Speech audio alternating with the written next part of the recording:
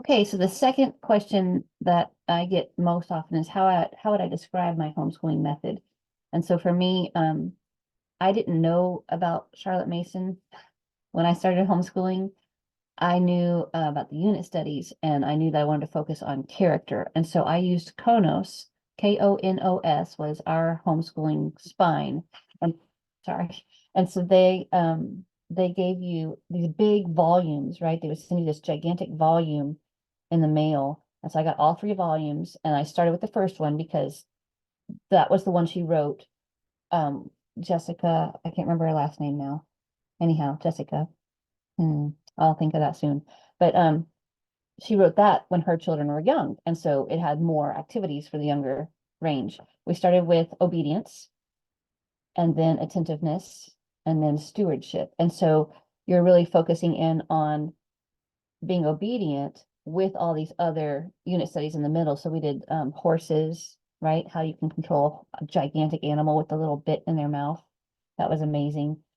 And so I started out as a unit study type homeschooler, and then I read Thomas Jefferson Education before my fourth one was born, my fourth baby was born.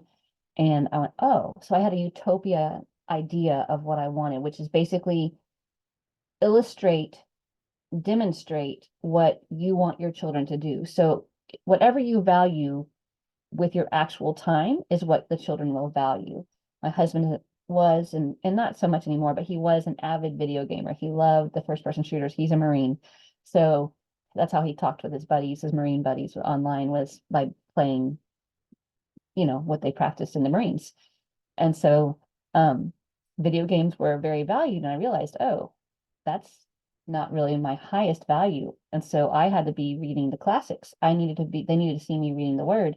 They needed to see me singing and practicing instruments and drawing. They needed to see me doing these things in order to value themselves, which is what a blessing. That's like my whole life is what I love to do is draw and paint and sing, and I'm not good at any of it, but I enjoyed it. And so we did the unit studies, and then we added in more kind of classical stuff as they got older. And I had a chart that we would go through, and I followed Konos. And as they got older, I realized there's a few more things that I do differently than just unit studies. And then I got introduced to Charlotte Mason because I'd already developed See It and Say It. So with the flashcards, and it was already a series method, which I didn't really understand. So here's I like me gusta. And so I was teaching students how to speak Spanish with photos, but not just nouns, right? So this is the sentence starter. And then we would say something really easy like, here, el perro, me gusta el perro. And so then you would switch out this card, and that's the series method. And so another lady, Catherine Levison, found me at one of my conventions and said, Suzanne, this is the Charlotte Mason method. And I was like, oh, well, I should meet her. Had no idea.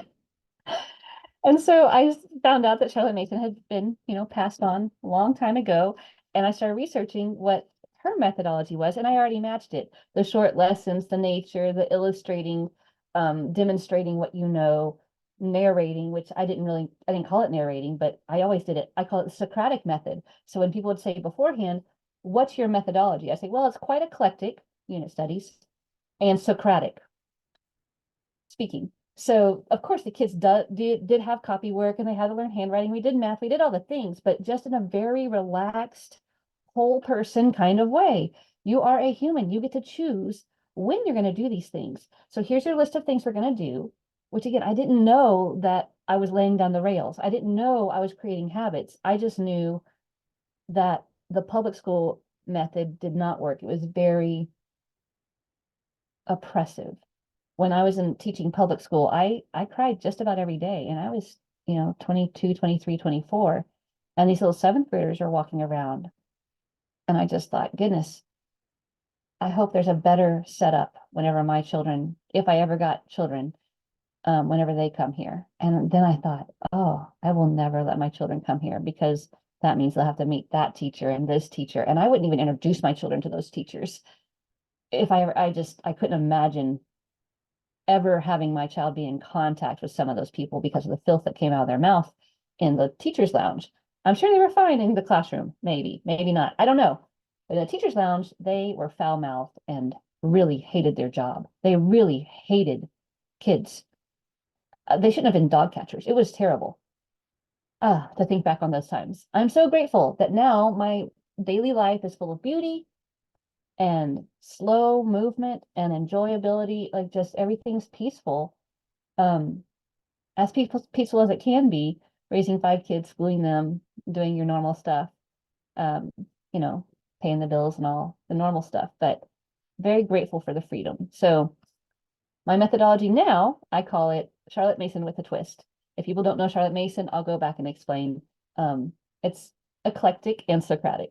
And then if they don't know what that means I pick and choose my sources, my spine, and then I move on from there, making sure all our lessons are fairly short. I do not have a schedule, I have a checklist, and the kids make sure they get that done every day. Not as much anymore. They are a little bit more free right now. We're finishing up spring break, and I'm going to have to rein it back in and get back into our habits.